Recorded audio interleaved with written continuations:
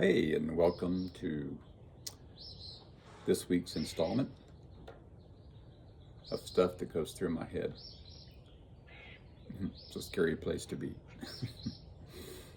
I'm in the backyard this time in the porch swing. You're going to hear some exterior noises. There's birds singing. You might hear a woodpecker off in the distance, including I have a cover over my firewood. The wind's going to hit it and rustle it a good bit. So anyway, I wanted to talk today about self-awareness. And what does it mean? Because it's a fairly complex thing, really, self-awareness. So I thought we'd just talk through some of that and maybe even have a discussion in the comments for anyone who wants to chime in. So to start with, it can take on several characteristics. One important aspect of it, I think, is to be self-aware of your gifts, the qualities that you as a person just possess. But not only understanding what those qualities are, but then understanding what shortcomings are within those qualities. And what is it that you could do to make your gifts even stronger, make your talents even greater? In other words, being self-aware of what you are good at also requires, if you're successful, a willingness to understand where that talent falls short. Coaching is a great example of that, and maybe the most effective result is when a coach, let's just take an athlete for example, when the athlete is aware of what they need to do to reach that next level and are willing to be coached. I mean, how often have we heard, boy, they take coaching really well, or they're a great student when it comes to coaching. I think about Jalen Hurts. He was a really good quarterback for Alabama. But I think anybody who could see Jalen Hurts play knew early on that he had some shortcomings in the passing game. He was a great runner.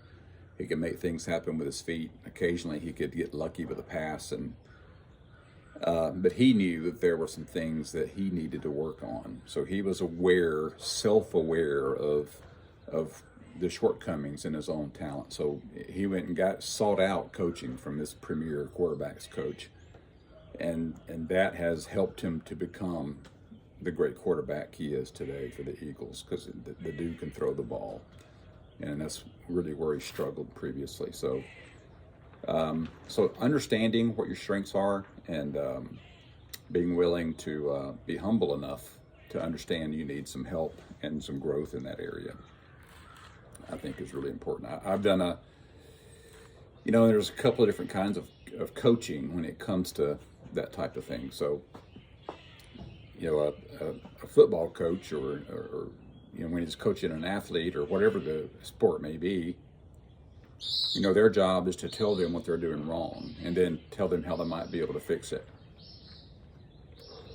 But I've done a good bit of coaching in the career setting over the past several years, and there the coaching is more focused on helping the coachee become aware of themselves, just through a series of discussions and questions, and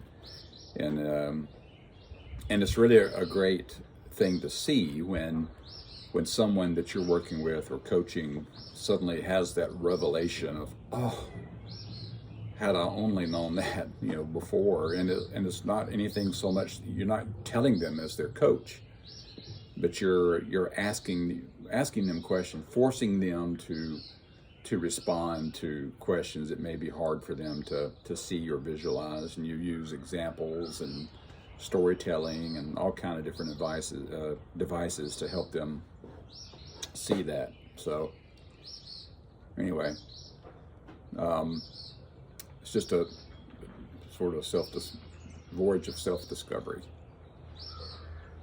There's also a self-awareness that is more social.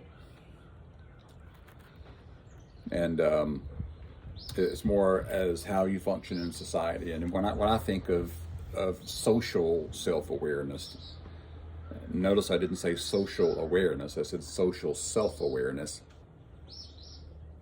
It kind of has a couple of different layers. There's the one that is annoying. People who annoy you because they are what we might call, they lack self-awareness.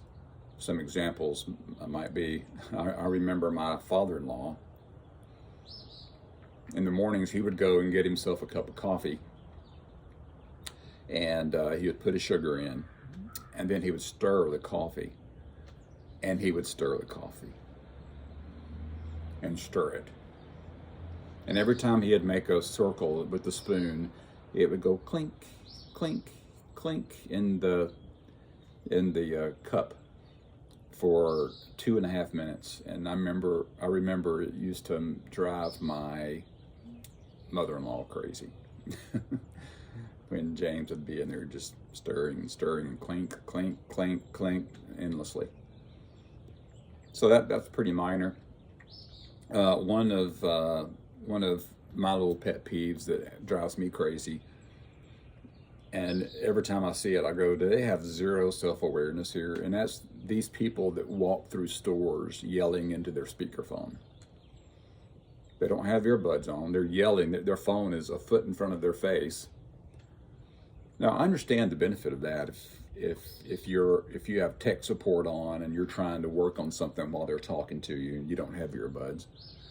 But these are people that are just walking through a store, and it's just they're having an everyday catch-up conversation with their friend, and they're blocking the aisle. You can't get past them, and you're hearing the person talk back, and they're in their own world. They have no idea that they're cohabitating with other people that are trying to get from point A to point B, and that drives me a little bit crazy.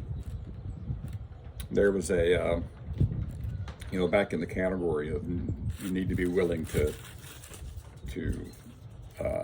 accept what your shortcomings are. I heard a story recently, true story. This happened last weekend, I think. The guy we know was at a concert, not a big band rock concert, but at a formal, symphony concert.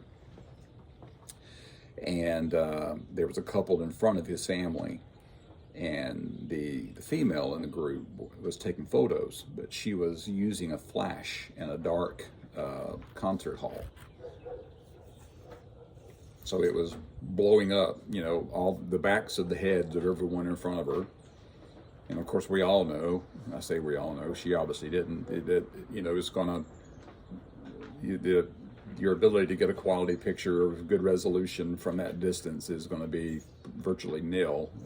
But you're going to get a great view of the back of people's washed out heads. So the guy sitting behind suggested to her that she might turn her flash off, and that she'd probably have a better result. But when that happened, the man she was with literally stood up and threatened to beat the guy up. People like that, you just can't help. That they're completely unwilling to listen to anything, and that that kind of brings up another interesting topic when it comes to self-awareness, and that is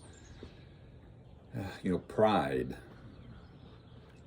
It's hard to be told that something you're doing or have done is not very pleasant or unappealing or needs improvement.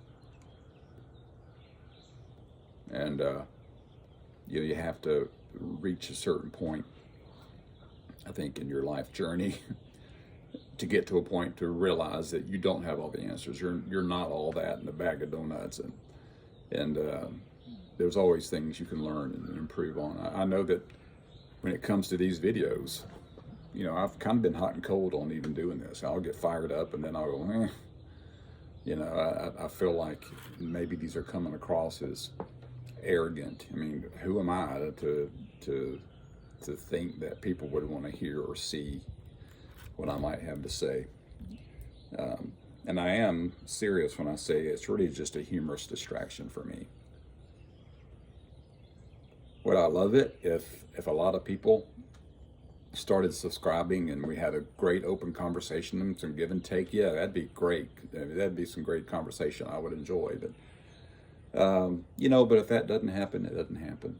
But in the meantime, I do wonder and I worry that that maybe some of what I'm saying, people are just going, oh, here goes Cargill again. So the other thing is that I welcome any feedback on these.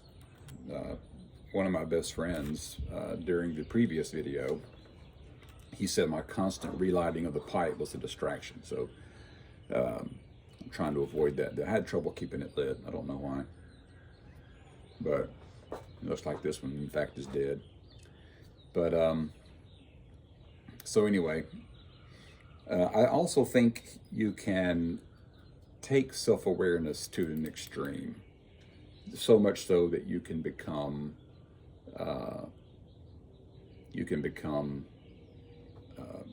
insecure. I think public speaking and people's tendency to fear public speaking sort of contributes to that. They feel like there's a spotlight on all of their flaws and all of their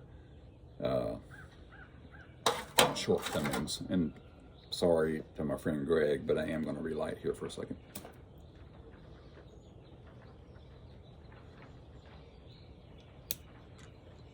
Anyway, so it can become too much. And you can become kind of frozen in embarrassment and self-consciousness and so forth.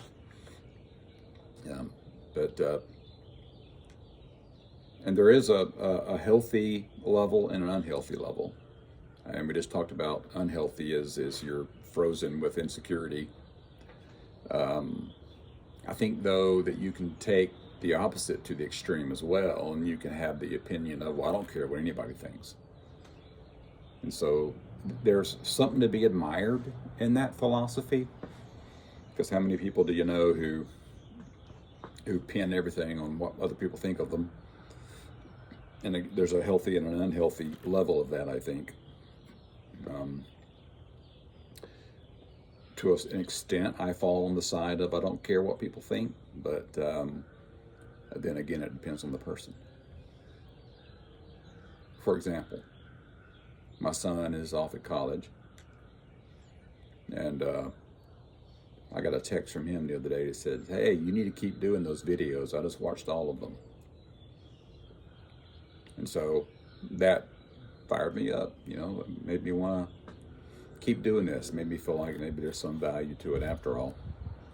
So it depends on the person. But I don't think you can live your life in fear of what other people think of you. I mean, at some point you just gotta move on, strive to be a good person and move on with things. So anyway, that's it. Self-awareness. Now, if that's all you want to hear, you can cut off. But to end, I'll say a couple of things. And that one is that Susan got me this new Savinelli pipe for Valentine's Day. And so far, I have really enjoyed it. And the other thing is that I've decided to do a few movie reviews. In the first video, I said that I would do some book reviews, and I will. But I'm going to do a few movie reviews as well. In fact, the first one I'm going to do, which will come out in a week or so, is a movie review of the film Master and Commander, one of my favorite movies. I'm kind of getting my thoughts on it together now, but if you're interested, I hope you'll tune into that. It's more than just a movie. There's a lot of, I think, life lessons that can be learned in that flick. Great flick with Russell Crowe and just a great cast. So anyway, that's it. Thank you everybody for joining, and until next time.